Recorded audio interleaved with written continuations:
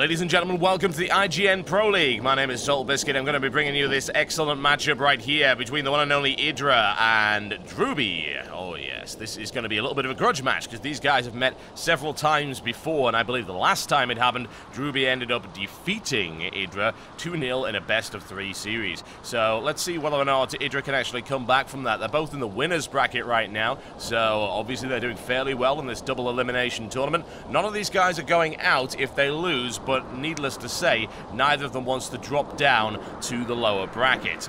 EGIdrA is tenacious. He is almost perfect in terms of his play. However, ROOTdrewbie is a formidable opponent. Will EGIdrA be able to stand in his way? We will find out right now as we kick it off.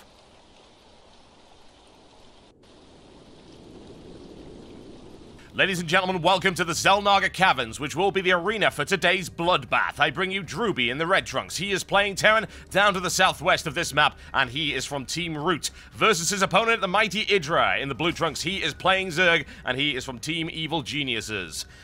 Evil Geniuses have been putting on an amazing showing so far, but bear in mind, so has Root. These two teams, perhaps the two titans of this particular invitational. And EGIdrA and ROOTdrewbie have gone at it before, in fact. They have fought in various tournaments in the past, and in the most recent one that I can think of, we had ROOTdrewbie winning 2-0 in that particular series, with EGIdrA actually giving up about halfway through the second game, simply deciding that it wasn't worth it upon spotting a couple of siege tanks. So let's see whether or not EGIdrA can actually put on a better performance this time around against the mighty ROOTdrewbie. ROOTdrewbie has a very solid playstyle. He has a tendency of pushing with Marine Marauder and Tank. Makes perfect sense. It's very, very damaging. He's very good in terms of his positioning. However, bear in mind, of course, EGIdrA is the technical mastermind of the Zerg, and he is a highly mechanical player, and if he can execute his strategy correctly, he's almost unstoppable.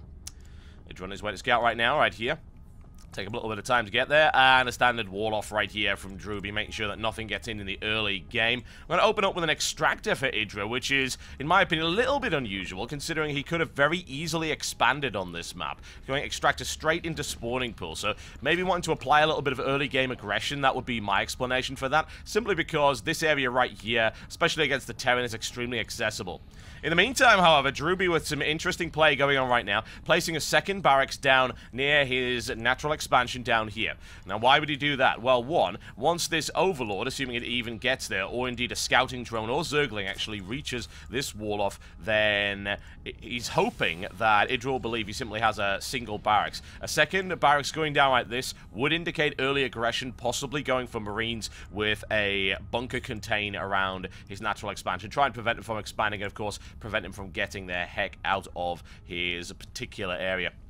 Right now, Cash is looking pretty good right now for EGIdrA, but he's not going for an expansion as of yet. He's going straight into a Queen and 4 Zerglings on the way, and ROOTdrewbie will scout that there is, in fact, no natural expansion for him, which I think actually would disappoint him.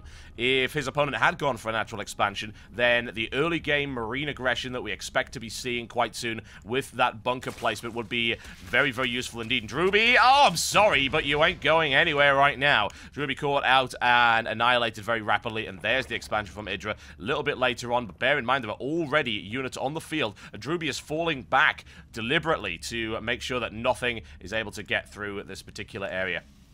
I don't blame him, honestly. The last thing you want is EGIdrA Zerglings in your base. It is not pleasant in any way, shape, or form.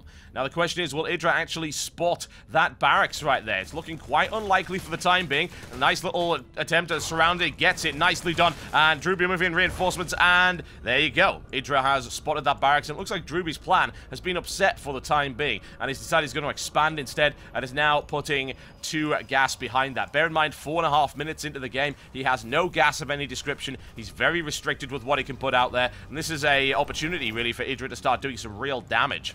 In the meantime, however, ROOTdrewbie's going to bring the fight to him. EGIdrA has a couple of Zerglings behind him. It's not enough to do any real damage, but if it were to flank, then it would do the job. One taken out almost immediately, and ROOTdrewbie easily dealing with that one, and deciding he doesn't want to go in there, simply because EGIdrA is well aware of what's going on. A lot more Zerglings coming out on the field for him. The creep is almost complete once this hatchery comes down. He'll get a bit of mobility there for all of his units, including his queen, of course, and that is nicely defended. In the meantime, what is Drewbie's plan? Well, Drewbie's going in for the longer game right now. He's going to expand, and honestly, that's going to leave him with a rather large opening in his defenses unless he starts placing some bunkers down fairly rapidly. So we've got 11 Zerglings moving out. Speedling upgrade will be finished in a few seconds. So right now, I'd be a little bit concerned as to whether or not Drewbie will really be able to hold the line against that. When you get out the factory, get a Hellion out, or get a tank out so that he can deal with that. And EGIdrA, of course, has full map control right now. He can go wherever he pleases.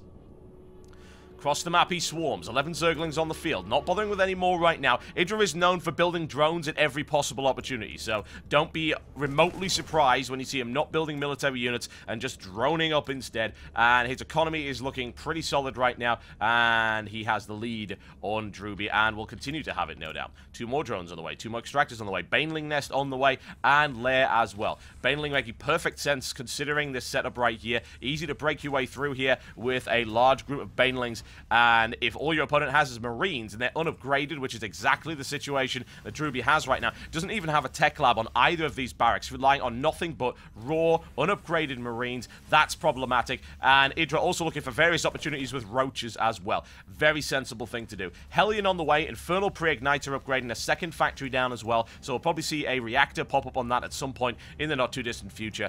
EGIdrA, however, still has plenty of time, if he desires, to go on the attack and start applying some real pressure to his opponent. Once the roaches are out as well, those Hellions aren't going to be anywhere near as effective as his opponent is hoping. And look at that, EGIdrA manages to get into the base as well. Crucial and critical scouting information. He'll probably have to sacrifice that Overlord. I'd imagine that Drewbie will gun it down. However, look at all the information he's gathering right here. He sees the Hellion. He sees the factory with the tech lab. He knows exactly what his opponent's going to do, and he'll be ready to react to that immediately.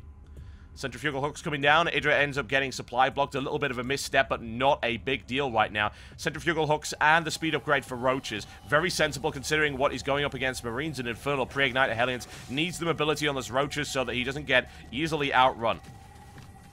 Now, in the meantime, we'll have a look and see that EGIdrA is looking to expand once again, take out that gold mineral expansion. Here come the Hellions, however. Those Zerglings could very easily get caught out of position. However, they are incredibly fast. He might lose 1 or 2, perhaps in an initial wave of flame, and that'll be about it. We've got an armory coming up as well for Drewbie, which, considering he doesn't have any marine upgrades, doesn't make a lot of sense. So I could only imagine that we're going to see Thors in the not-too-distant future, or a large number of vehicle upgrades for the Hellions. One way or the other, it's certainly a possibility. Considering his opponent is throwing down a lot of roaches, Thors do make a lot of sense. Banelings are on the way, and here we go. Drewbie up against the initial wall of roaches, which is not going to work very well for him at all, and already backing away almost immediately. The question is, where are those Banelings? Are they lying in wait? Are they prepared to do heinous damage right now to Drewbie? I'd certainly hope so.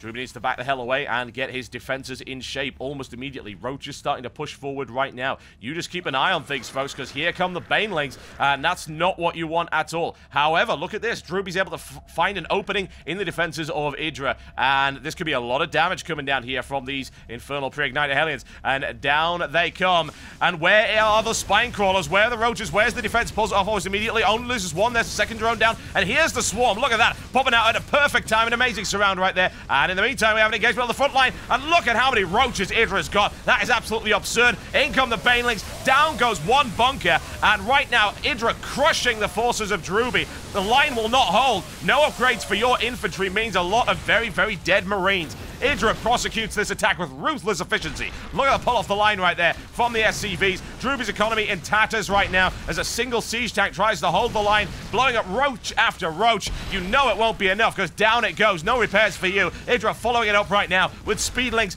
That tank is caught out of position. It is undeployed. It is getting ripped into tiny little metallic shreds. And EGIdRA dominating right now and taking revenge for previous losses against Team Root, ripping his way through the forces of Drewbie right here, and there's just nothing he's got in order to defend against this. Single Hellion just so desperately tries to hold it, but in EGIdRA comes once again another roach. Additional speedlings coming in. EGIdRA is just not giving it up. GG, ladies and gentlemen. Oh, yes. That is the IGIdrA we know and love / hate. It is good stuff, incredibly aggressive play, and very, very well done indeed. And Drewbie just really didn't have an opportunity at any point during that matchup to do any real damage to IGIdrA. IGIdrA controlled the matchup the entire way through, which is exactly what we like to see from him. And he takes the first game in this best-of-3 series. Ladies and gentlemen, don't go anywhere. The fun's just got started.